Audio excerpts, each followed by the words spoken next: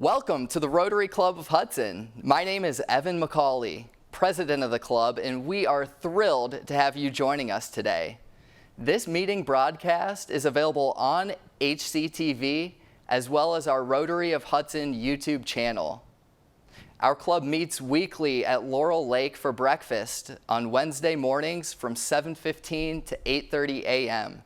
Come out and join us for a meeting. We'd love to have you as a guest. To learn more about Rotary, our club, and the impact that we are having on the local community and world, please visit rotaryhudson.org. Enjoy the meeting today and be the inspiration. Good morning,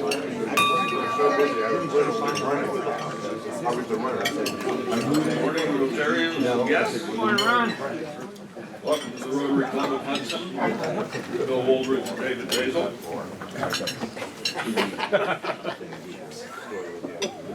Didn't even get to try it again. Trying to ding them again? Ding them again. Mayor, Councilman. Good morning, David and Bill. Welcome to the Rotary Club of Hudson. Good morning, Ron. I'm Ron Strobel, Sergeant at Arms.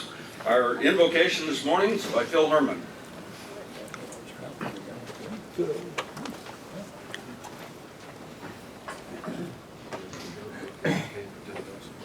Good morning, Rotarians. Good morning, Bill.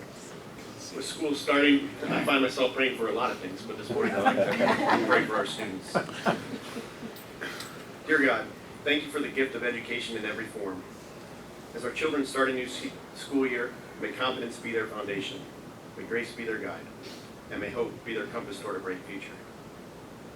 We pray they would have eyes to see the needs of those around them and a heart to love well. May they face each day with the positivity, knowing that no matter what comes their way, they do not have to face it alone. God, thank you for my fellow Rotarians who are models of lifelong learners and servant leaders. Guide us to live your will in guiding others. Amen. Amen. Thank you, Phil. Please join me in the pledge and the four-way test. Allegiance to the flag of the United States of America and to the republic for which it stands, one nation, under God, indivisible, with liberty and justice for all. Four-way test of the things we think, say, and do. First, Is it the truth? Second, Is it fair to all concerned? third, Will it be liberal with our friendships? and fourth. Will it be beneficial to all concerned? And to lead us in song, Chris Barker. All right, good morning, everyone. Morning, Chris. So in honor of our guest, who's here from the Cleveland Rowing Foundation, you know we're going to be singing Row, Row, Row Your Boat. We're going to do it in 4 different groups here, okay? All right, you guys, I think we can handle it. Okay, so, you two over there talking, and these 2 tables, you're going to be first. You're going to start with Row, Row, Row Your Boat. And then this section here, we're going to be second, okay? Look, you guys there, third, a couple tables here, 4th. Okay? Or third. All right, so, all right, I think you'll figure it out. It's from elementary school. All right, over here. Row, row, row your boat. Row, row, row your boat. Row, row, row your boat gently down the stream. Merrily, merrily, merrily, merrily. Row, row, gently down the stream. Merrily, merrily, merrily, merrily. Life is but a dream. Okay, you did okay, guys. Thank you. We were terrible.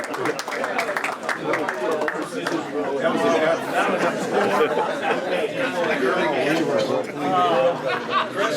I don't think we did too good. Oh, That was pass or fail. It wasn't even close.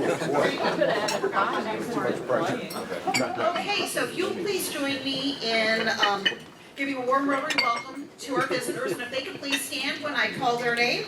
We have Tom Hoover here with us today.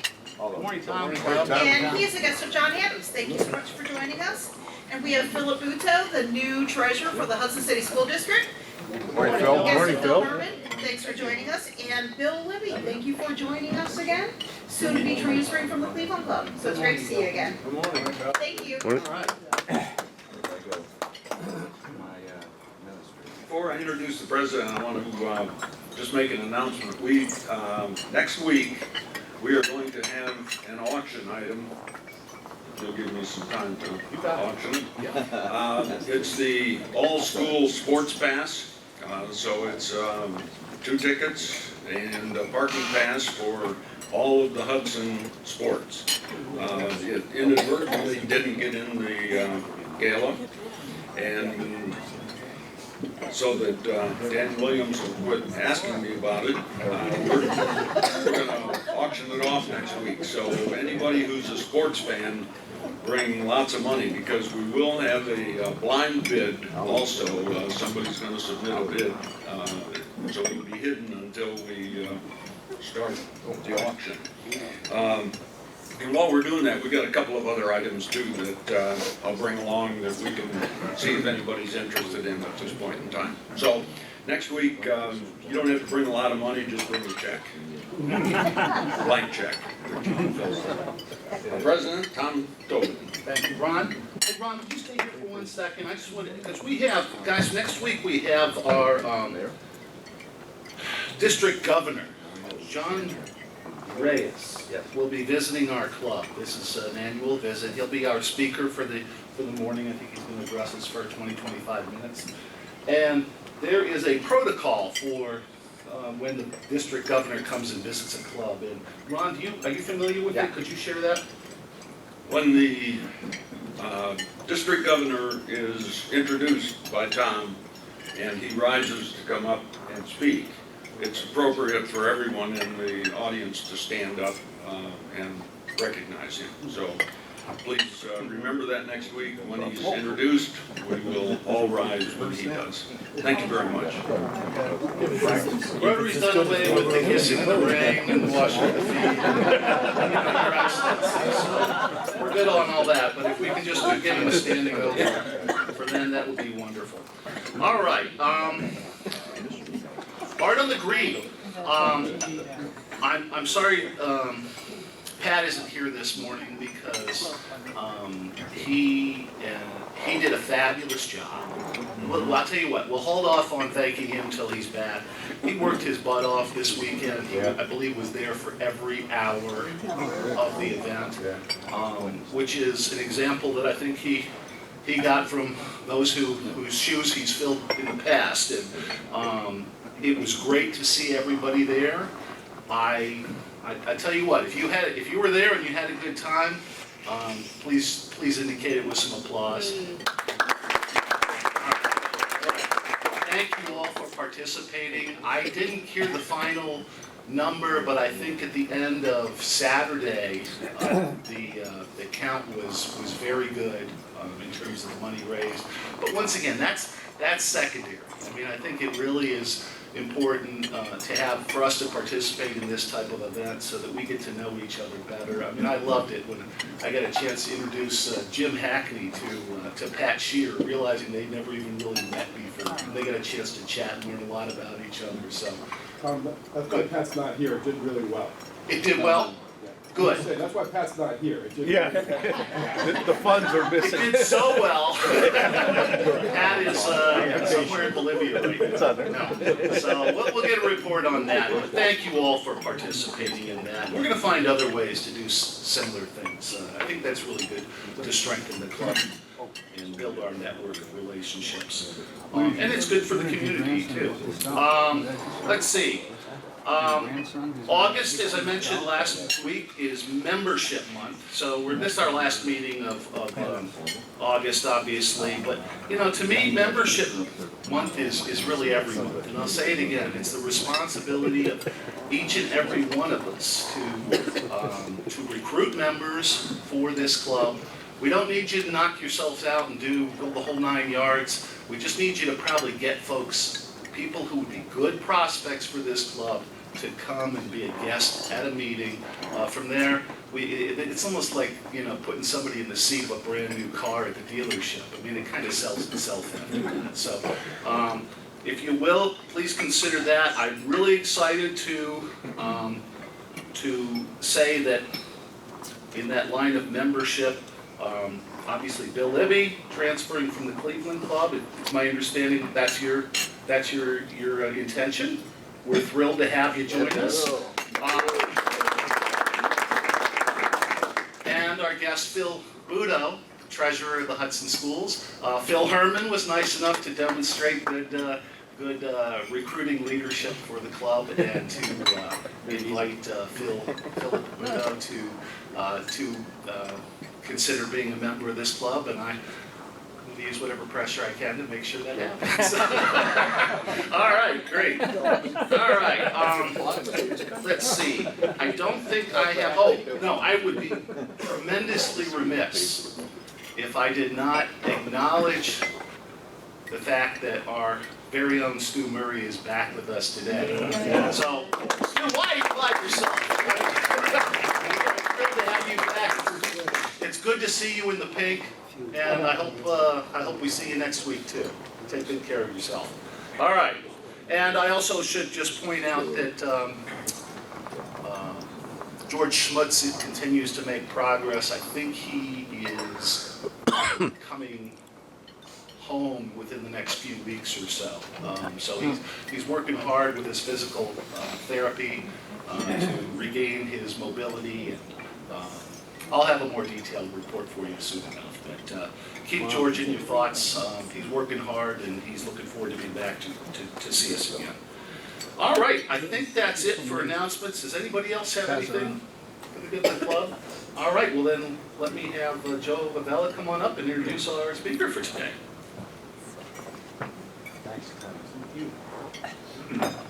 Okay, good morning. Today we continue our discussion on summer fun. And we have with us today Kirk Lang, the Executive Director of the Cleveland Rowing Foundation. Kirk is a graduate of Duquesne University with a bachelor's in biology and a minor in chemistry and a master's in biotechnology. As the Executive Director, he is responsible for all boathouse operations, intra-program relations, public relations, coordination of special events, and fundraising. I think that's pretty much covers the whole thing. Washing the boats. Before joining the Cleveland Rowing Foundation, Kirk was a program coordinator and research assistant at Case Western Reserve University, where he focused on oral health disparities and oversaw a master's grant program. He has a track record of success in relationship management, operations, program management, communications, and fundraising. He's been involved in rowing for over 20 years, starting in high school and continuing at Duquesne University, where he later became the head coach of the men's rowing program. Kirk previously served on the Cleveland Rowing Foundation board and is currently entering his 9th year as the Masters head coach for the Western Reserve Rowing Association, which we'll learn more about. So please extend a warm Rotary welcome to Kirk Lang.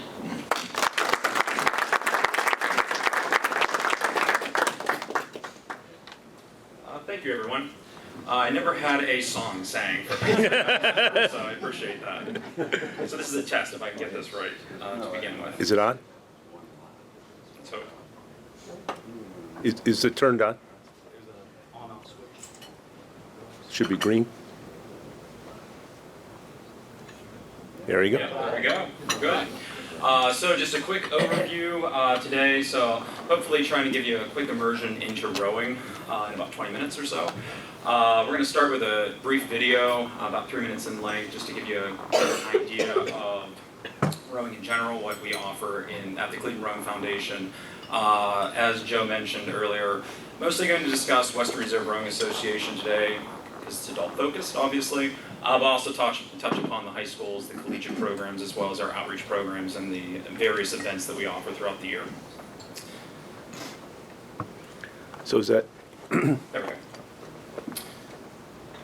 So this is a video on why we row in Cleveland and the growth and development of the program over the past, specifically 5 years. When you're out in the water and the team as a whole is working together, I mean, it's a special feeling. There was something about rowing that I took to immediately. It's unbelievably exhilarating. It's like flying on the water.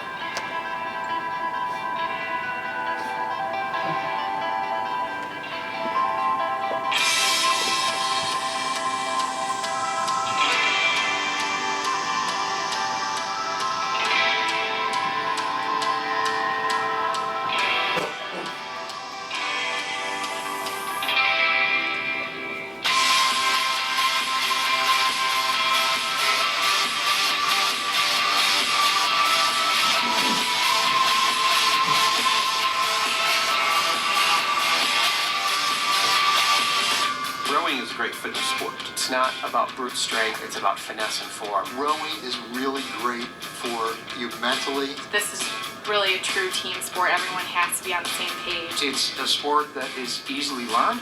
It's a lot of work, but it's very rewarding. I found out that there was a learn to row class. I started with Summer Rowing League. People come in with many different skill levels. You have the people that have been doing it their whole lives, helping the people that are just brand new. And that's a great thing. It's awesome that all age groups can do the sport and do it together. You're in a boat at times with mostly guys, mostly women, combination of the two. It's very accepting. The people are very welcoming and they want new people. First started off as a workout, and it became more than that. I met a great group of people. Rowing's about the people for me. I love coming down here. A lot of positive energy, and I have met so many wonderful people, and they've turned out to be really strong friends of mine. Rowing in Cleveland gives us an opportunity to connect with the city that we live in a way that nobody else has the opportunity to do. You're rowing down through the salt mines, you see the skyline, and the lights, and the bridges. The river is a beautiful venue. You see Cleveland from a completely different perspective down there. That's what I really like about rowing. The outdoors, the water, the tranquility, the peace. Being on the water is very serene, and there's something calming about it. All the things that are going on in your life, good, bad, and ugly, suddenly disappear. Especially if you've had a hectic day, after about 5 or 10 minutes of being out there, it just sort of is gone, and it's great. I feel like it's a hidden gem of Cleveland, and not too many people know about it. I really, really would encourage anyone to try it. Try something new. Fall Rowing League or Summer Rowing League. Try a Learn to Row clinic. It's just a fun time. Give it a try.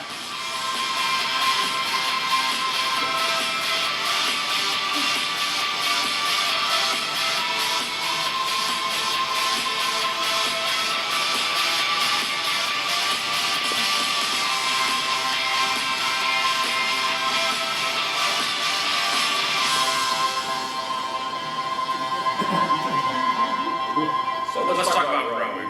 Why not?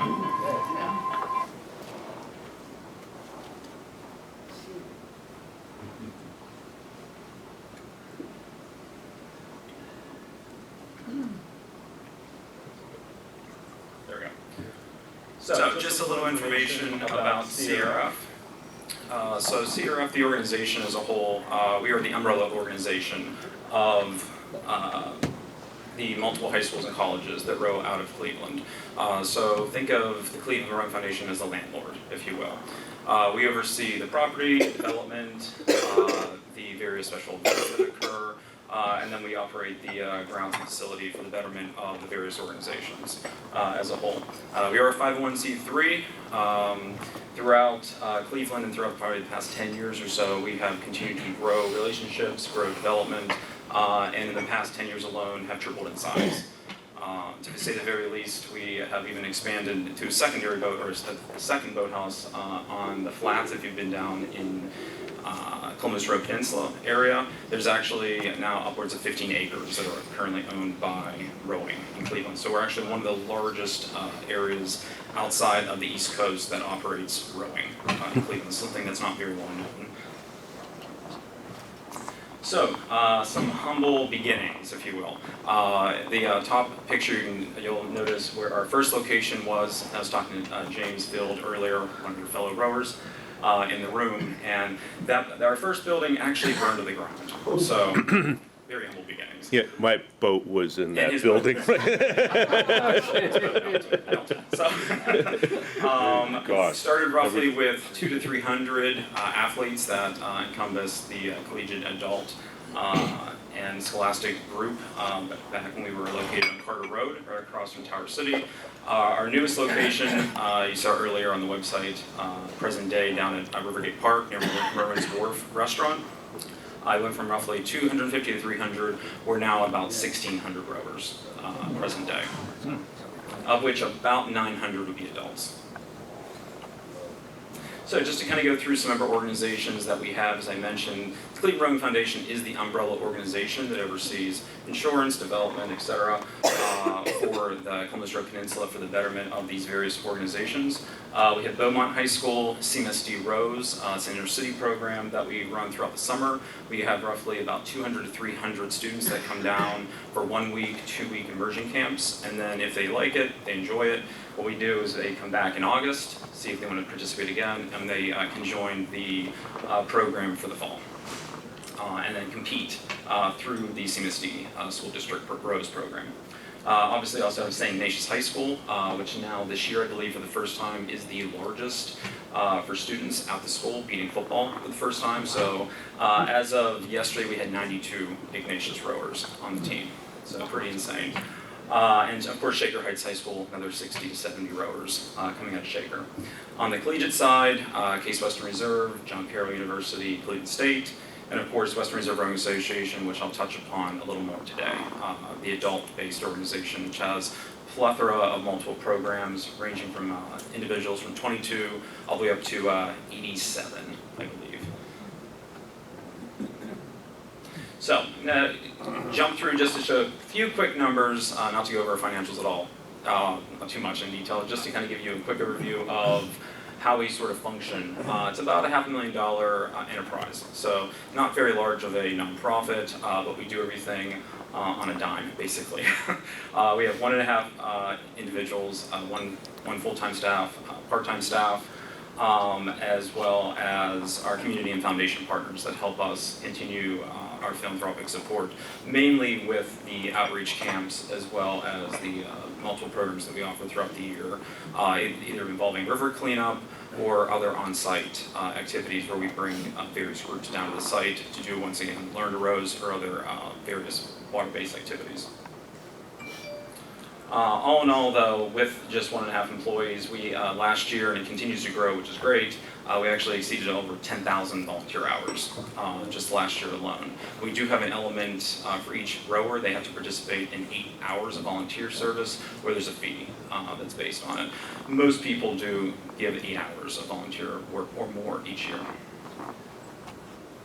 So just kind of giving an idea on numbers, and this is all just the quick little graphs until we get to see some more fun pictures in just a minute. You can kind of see where the numbers have grown since we've relocated locations in 2011. Our goal by 2020 is to finally hit the 2,000 mark. We've done so by having just participants range from in the morning, where a lot of scullers, James for example, a lot of individuals that sweep or scull, 2 oars, sculling. We just participate in the morning with collegiate programs. As well as lunchtime, weekend hours as well, we'll bring down. So instead of just the typical morning rowing is what is quintessential, what people think of when they think of rowing, get up at 4:30 in the morning, go to the boathouse, shower, go to work or school.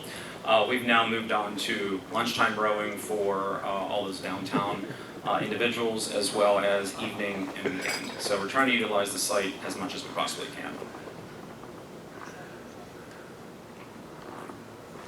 So just a few activities that are interesting that you may want to participate in, come along cheer on fellow rowers.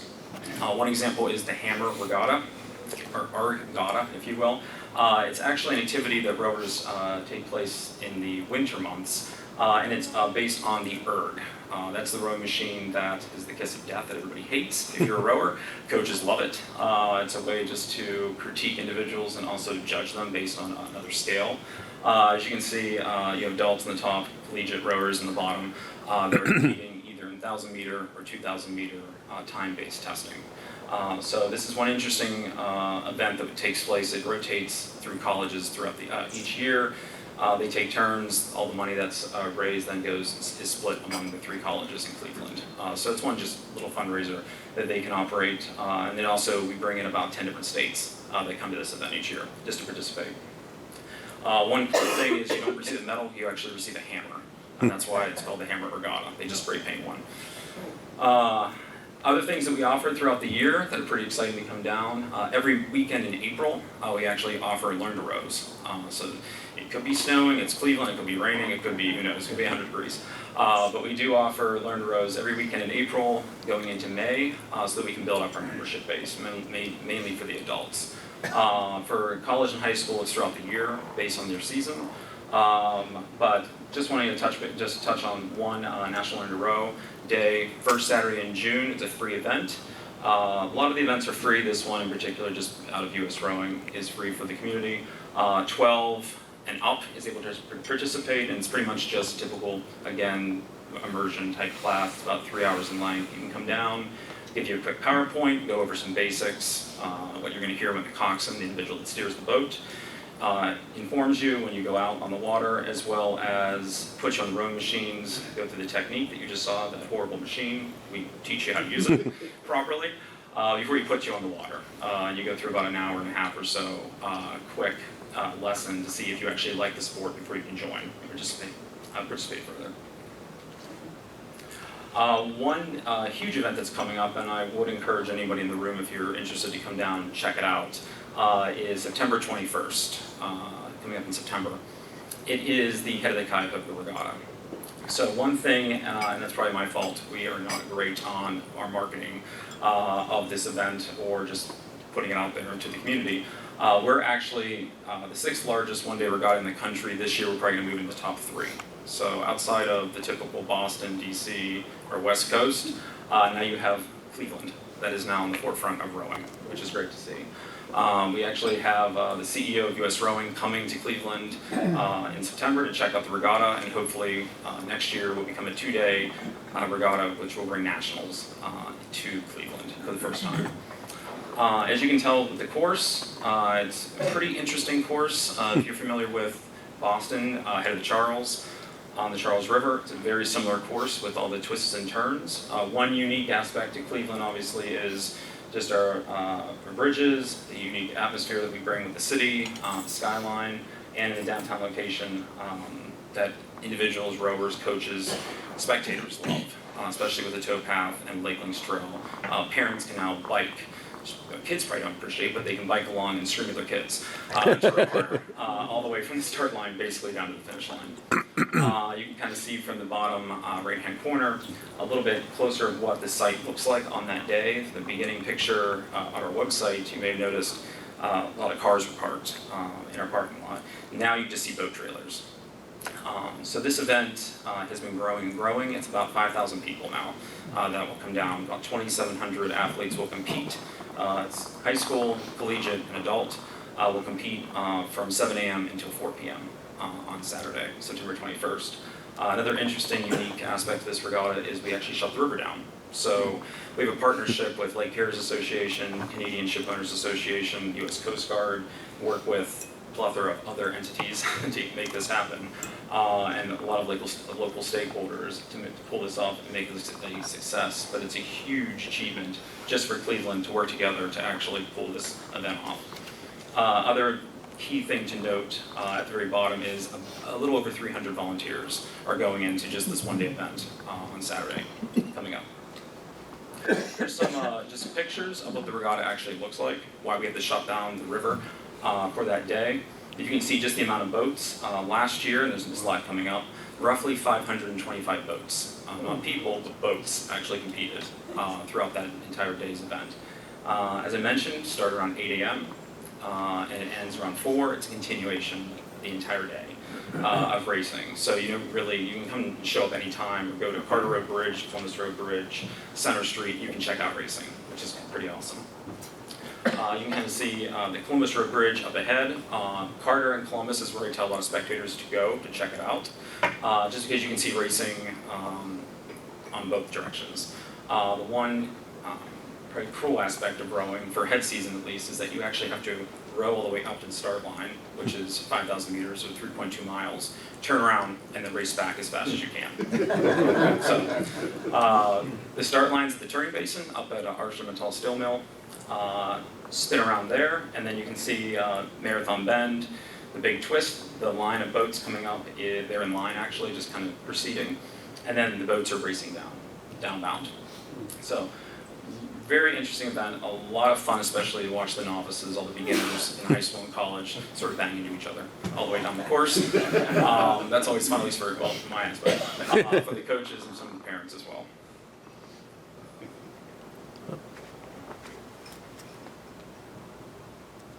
Thanks. So just quick numbers again, just to kind of showcase this is such a growing event from 2011 to 2019. Again, with the hope that in 2020 we do bring back Masters Nationals, or we have it actually for the first time in Cleveland, Ohio. We had a head race in 2012, again hoping to bring back a two-day event in 2020, just with the uniqueness of our river is what I believe is really encouraging people to want to continue to come to Cleveland, and it's just a great event overall. So, what does that building look like inside? So if you've been down to Mervin's Wharf ever, down in the flats, and you've looked across, you saw a big blue building, just painted to make it a little more aesthetically pleasing. Basically, you're just going to see lots of stacked boats. Very uncommon when you go to other boathouses. If you've ever gone to Philadelphia, Boathouse Row, for example, you're going to see a lot of individual boathouses. Organizations usually are in one building by themselves. Cleveland's a little different. We like to work together. So we have 9 organizations, listed them earlier, that are underneath one roof, which is pretty cool. Boats typically aren't shared among programs, but coaches are. Coxswains are at points. And there is a lot of just working together on timing, launch usage, going out on the river, and basically in order to get our numbers up, in order to get as many people in the water as we can, that's how we have to achieve this. There's a mural outside. It's about an 80-foot wide mural that I tried to depict on the top right-hand corner we just installed last year to really showcase what Cleveland's all about. We have the bridges, we have the freighters, I'll talk about it in a minute, that we have to deal with on the river on a daily basis, as well as just the uniqueness of the river itself. Bottom slide, once again, showcases the various schools. One interesting way to tell, unlike most sports where you're going to wear different uniforms, obviously you're going to wear a uniform in rowing, but it's easiest to tell by the oar. So most programs will paint their oars different colors, or boats will be different colors. So if you look in this top picture, you're going to see some yellow boats, say Ignatius High School, some red boats, Shaker Heights High School, some green boats, Cleveland State. So various programs, that's how they mark themselves, essentially, when they're on the river. Especially if you're in training or practice mode, you never know who anybody is. But boats will tell you, oars will tell you exactly what program that might be. And the very bottom page, bottom slide again, right-hand corner, will be the ERGs. They have about 50 rowing machines that we like to punish all the high school, college, and adults on throughout the year to come down, work out, and there's meters all around you, so you can definitely watch yourself and see how you need to improve. There we go. So, we've been in the news lately, which is awesome. So just, and I'll get to a few in just a second. One big piece is Irishtown Bend. So Irishtown Bend is directly across from the boathouse, right across from Rivergate Park. A lot of interesting things are coming out of Irishtown Bend, essentially from Ohio City, working with the various stakeholders in Ohio City and Cleveland at large, just to see what we can do with grant funding, how we can work together, especially with these national events, with these other various programs that we're bringing in to really pull the entire Columbus Road Peninsula together. One really great aspect of working with Metro Parks at our current location and site is that we truly are the nexus of recreation in downtown Cleveland. As of now, you have Lake Links Trail, you have the towpath, obviously Irishtown Bend coming along down the path, along with the connection to Wendy Park. At Rivergate Park itself, you have rowing, you have kayaking, you have dragon boats, you have bicycle co-op. You pretty much can do anything right within those 15 acres or so of the flats. I would be remiss if I didn't mention as well, the Foundry is also the second boathouse, if you may have heard that in the news as well. we've grew at such a rapid pace over the past few years. The foundry on the other side of Columbus Road opened up. That also has about 200 rowers or so, and 4 high school programs. So the scholastics is where it's growing in Cleveland. Colleges, we pretty much tap the market, if you will, based on the size. High schools is where the growth for the entire country is coming from. I won't talk too much on this because I know Jane may have mentioned this last week with you, but this is just one example of some special events that we do showcase on our site outside of rowing that we do on land. We had a great Cuyahoga 50. We celebrated, hosted the event for Sustainable Cleveland. A lot of information about the fire. We still get that when we go to other cities, unfortunately. Where do you row? Cuyahoga River, it's dirty. Like, well, your river is too, but ours is clean. We're cleaning it up. A lot of people think we row on the Inner Harbor. We can, which is great. On Saturday mornings are very early. We can go out, but predominantly it's the Cuyahoga River that we function and row on. It's about 4 miles in length that we can actually utilize, all the way from the old riverbed, if you're familiar, all the way up past ArcelorMittal Steel Mill, all the way to Harbor Road before it dams up. So we do have that entire full length to operate on. At any given time in the evening, you might have upwards of 300 to 400 rowers on the water. So come down starting next Monday. It's actually, in about a week or so, it's the most fun because you have all the novice college rowers, all the novice high school rowers, and all the novice adult rowers that are all banging around on the water, trying to get ready and compete along with varsity and various other programs for the Head of the Cuyahoga that's coming up. So, challenges on the river. There are a few. I know I was talking to a few individuals earlier, and a couple questions came up about the freighters, the mud barges, the other various vessels, the Good Time 3, etc., that we may operate, that we may see on the river. As I mentioned earlier, you can row on the Inner Harbor if it's a pretty flat day. That's great because we have, instead of having to make a turn every 800 meters, now you have an entire stretch all the way down to East 55th, which we can utilize. One picture here, we do a lot of racing among the various high schools to kind of prep ourselves for competition. So this is one practice where we had all the high schools out on the river, or the Inner Harbor rather, on an early morning, and you can see the buffalo coming in. Here's another picture of what it looks like though on the river. So that's one example of why we love to go out there on nice days compared to what we have to deal with on a pretty daily basis on the river.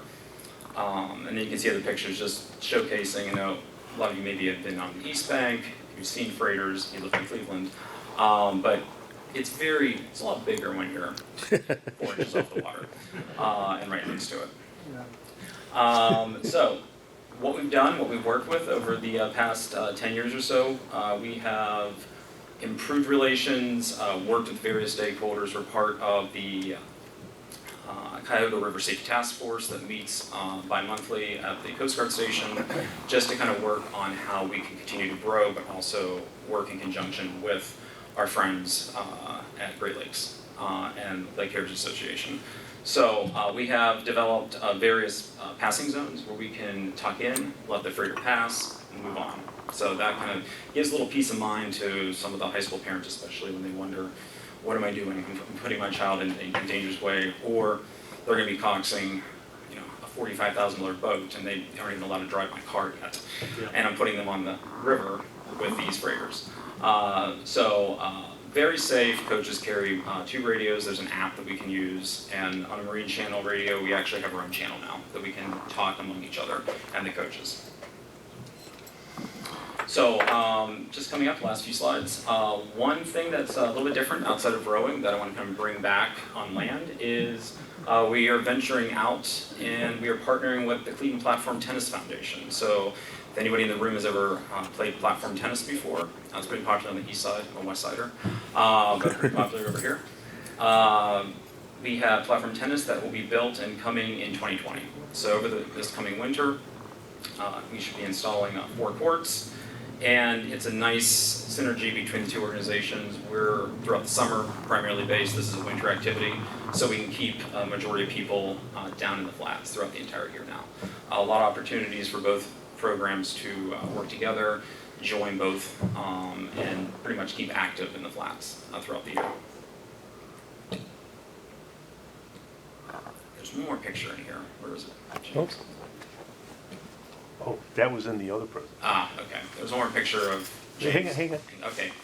Well, In college.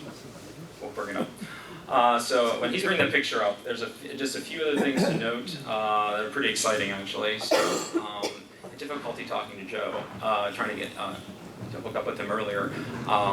We were away at Masters Nationals for Western Reserve Rowing Association, and in the country, Cleveland is now #1 in the country for rowing for adults. So that's pretty exciting news. Out of 162, I believe, teams that participated, about 2,500 boats, 6,000 or 7,000 athletes, Cleveland beat out all the East Coast, West Coast, and larger teams. So that's pretty exciting news to bring to Cleveland for the first time ever. That is. Yeah, it's huge for us. Oh, So which one is James? It goes from 8 to bow, coxswain up front. I don't think it's the coxswain. Yeah. Sorry, James. Yeah, this was taken last year. Any guesses? Right in the middle, yeah. Yeah. Finally lost that. Is this high school? No, this was after college. Last year, huh? Last year, no, but yeah, this was when I was in Cincinnati. I was in the Cincinnati Rowing Foundation. This was a race up in, actually it was in St. Paul on, it's it's teams from 5 different cities, 4 of which are up in Canada. So I'll take any questions at this time if you have any. Here we go. Could you describe the physical aspect? Hey, thanks for your presentation. I think it was great. Can you describe for the group here the physical aspects of a shell, the length of it, Sure. length of the oars, the weight, and the material that it's made of now, which has changed over the years? Very different. When I started rowing in high school, we were in wooden boats still. Yes. So I was still, I'm old enough to say that I was in a wooden boat before.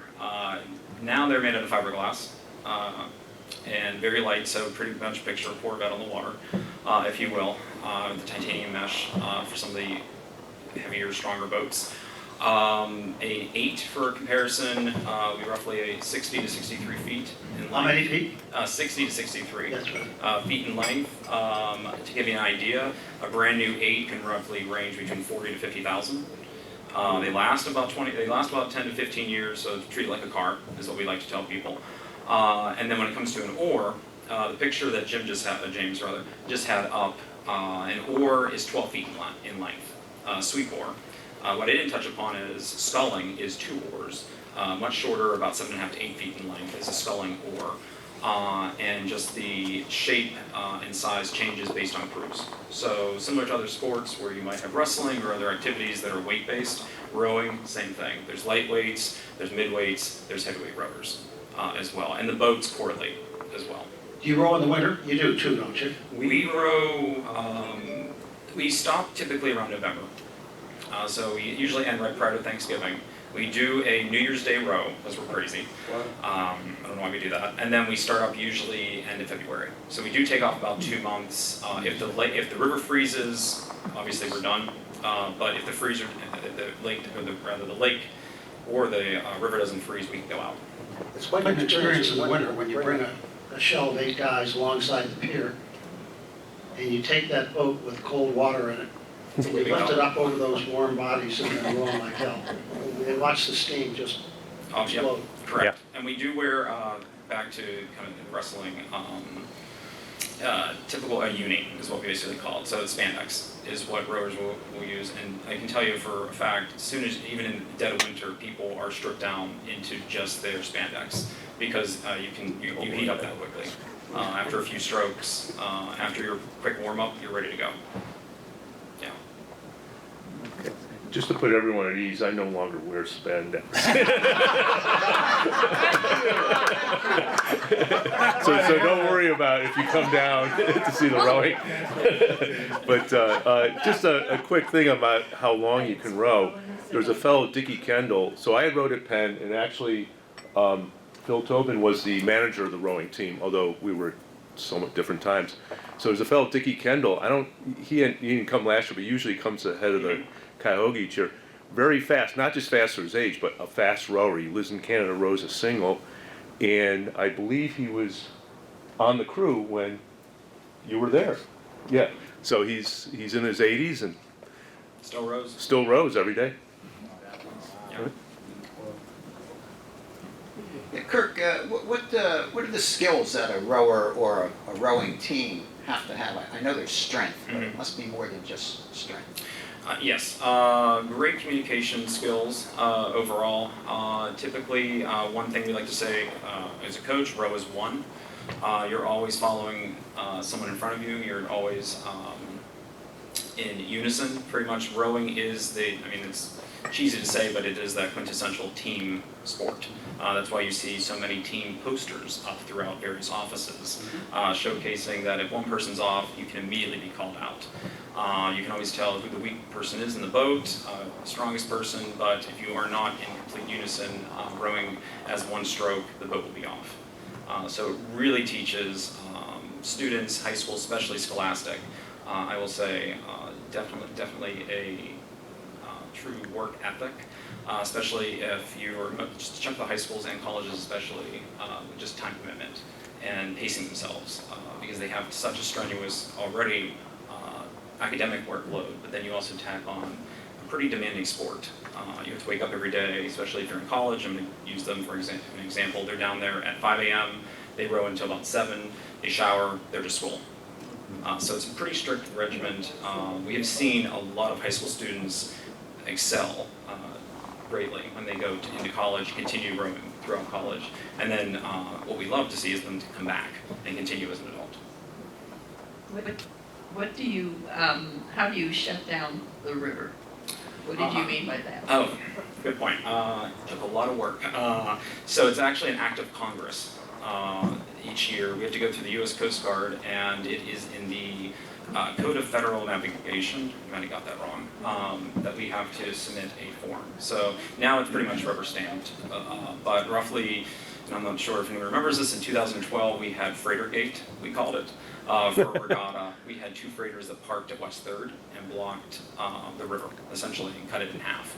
So there's a really big picture in the Plain Dealer, I believe, front page coverage that shut down the course in half, causing the course to be cut in half and a lot of anger, just for the rowers.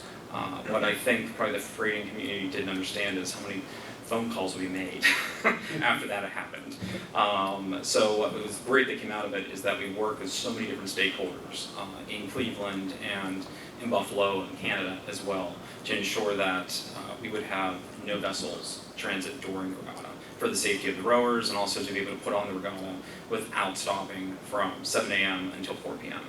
Something a little different from other cities, for example, is that just due to their size. I'm from Pittsburgh. And boo me if you like, but Pittsburgh's so much larger of a river, they can actually continue vessels and continue transiting on one side without inhibiting the race. For us, as you saw from the freighter, that would not be possible. So one thing we have worked out is that we're pretty strict just with our timing. We buoy about 250 buoys go into the river. We pull everything out, and we typically have a line of freighters on Lake Erie that are waiting to come in. So we also work with the Canadian Shipowners Association to speak with at the Canadian border, essentially, to let vessels know you're shut down. Norfolk Southern is not going to open for vessels for this 9-hour window. Yeah, it was a huge feat. Yeah, to take. Who initiated this program? Bill Braun in 1989. Yeah, if you know that name at all. He's Bill Braun and Mike Summers. I believe he's still the mayor of Lakewood. A few other individuals. There was 5 that started in 1988 to 1989. They created the organization and then continued to grow from there. Case Western, St. Ignatius, Western Reserve were the 3 founders, along with actually Beaumont early on. And then it just continued to grow from there. It kind of went in waves in the 90s. In early 2000s, it picked back up again.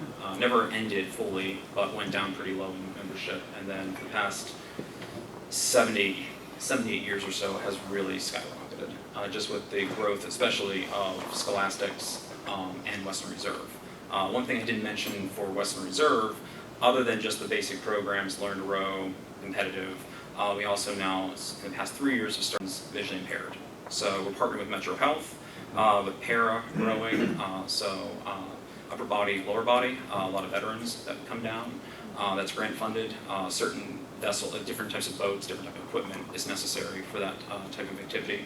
We've also worked with the Cleveland Site Center, Cleveland Clinic Site Center, partner with them to work with visually impaired. So we have a crew of about, I think 10 to 12 right now, that actually compete and will go to Head of the Charles this year for the second time, which is up in Boston. And they compete, they go with the competitive team and compete on that level. So, and veterans, I believe we're trying to get all branches. We have two branches, the Army and Navy, so we're still looking for the Marines to get down to compete, because we really would love to put on a veterans regatta as well. But those are the other areas that we're expanding along with the outreach. Question over Bill before. From the high school level, do those teams that you had mentioned compete, practice together, or are there outside of Northeast Ohio teams that they compete against? A little bit of both. So there is a Cleveland Scholastic something trophy, I forget what it is. It's pretty much just, it stays in Cleveland. It's just bragging rights, essentially, and that's typical of a lot of cities. Where the colleges within one city will compete and they won't let anybody else come. It will just be a bragging rights trophy. Cleveland has the same thing with the colleges and the high schools. But when it comes to practice on the water, each program is independent of themselves. So each team will have its own coaches, its own coxswains, its own boats, equipment. Some coaches will coach for various other programs. Some college coaches also coach high school. I coach a high school at times. I also am the head coach for the adult program. So a lot of people fluctuate just because we're a smaller city. But when it comes to competing outside of Cleveland, they'll compete throughout the country.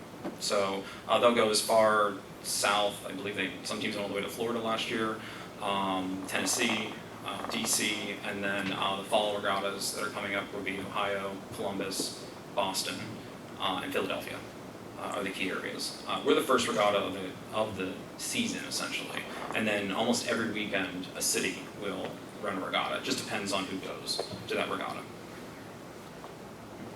Kirk, a couple of years ago, I wrote a book called The Voice in the Boat, which gives you a very good understanding of commitment and the regimen. And it's about the University of Washington, as you know. I'm sure you read it. It's just a fantastic book and gives you a great idea about what's required for rowing. Very, very true, very true. So one last comment. Kirk didn't mention it, but that chart that showed the growth of the rowing club and all the programs correlates very closely with our bringing on Kirk as our director. So a lot of that, him and a lot of Bill Brown and everybody else, but it really shows, similar to Rotary, what group effort can really do. A lot of volunteer support. That is how we function. Thank you.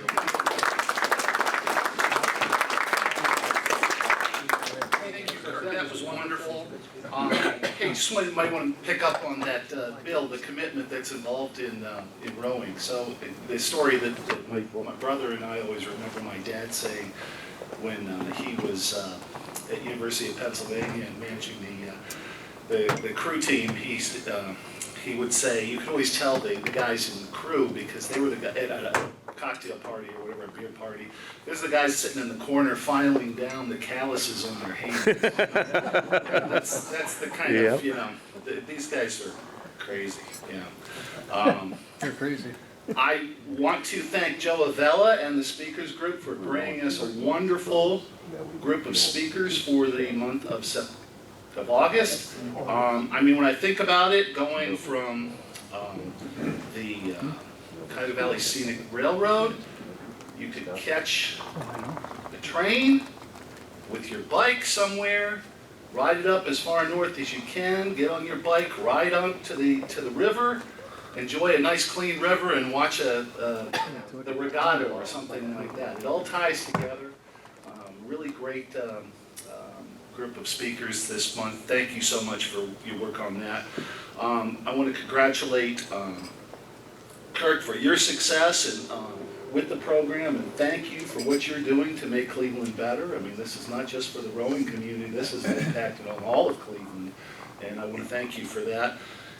And also from an educational standpoint, you were absolutely right. Rowing is one of the best examples of teamwork in action, and I've never done it, but I know I've heard from many people that that feeling that you get when it's clicking out there, when everybody's pulling and doing it the way it's supposed to be done, it's just like a transcendental sort of an experience. So I wish everybody could experience something like that.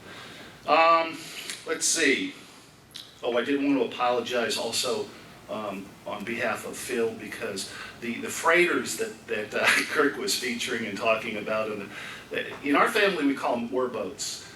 Phil spent a number of years working for Ogilvy Norton, and they had a number of those oar boats on the Great Lakes and the Cuyahoga River, and I'm sure they probably caused hell for a lot of the rowers back in the day. But anyway, I think that's all we have for today with regard to the program. Let's move on to Rotoblock. Today's payout is $13, and we have a jackpot of $336. Kirk, could I have you select the ticket?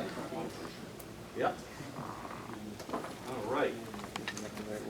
And the last four numbers are 1639. Oh, look at this. 6 4 roll. 639. Uh-oh. Maybe get the Oh no, closest one. look at, oh no. No. Tom's checking. No, not me. No, Mimi. Go on up, Mimi. All right, Mimi. Delay. I coached trying to get that. Hold it up really high, Tom. How many marbles would you say are in here? I want to be accountable to the club here. Like 3 dozen. Probably, yeah. So, all right, I'll count them later. But there is a black one in there. Hold it up higher. Go for it. Good luck, Mimi. And it's not a black.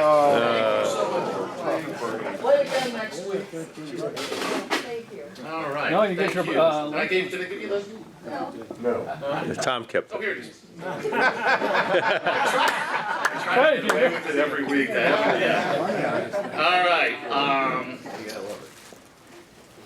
Next week's speaker, mention again, we have the District Governor John Reyes coming, so please come for that. Please bring a guest. And as far as our quote of the week, I always love the things that Coach John Wooden had to say. You can't live a perfect day without doing something for someone who will never be able to repay you. John Wooden wisdom. And our pride comment today as we leave this meeting, let's go out there and show the world why we're proud to be Rotarians. We're adjourned.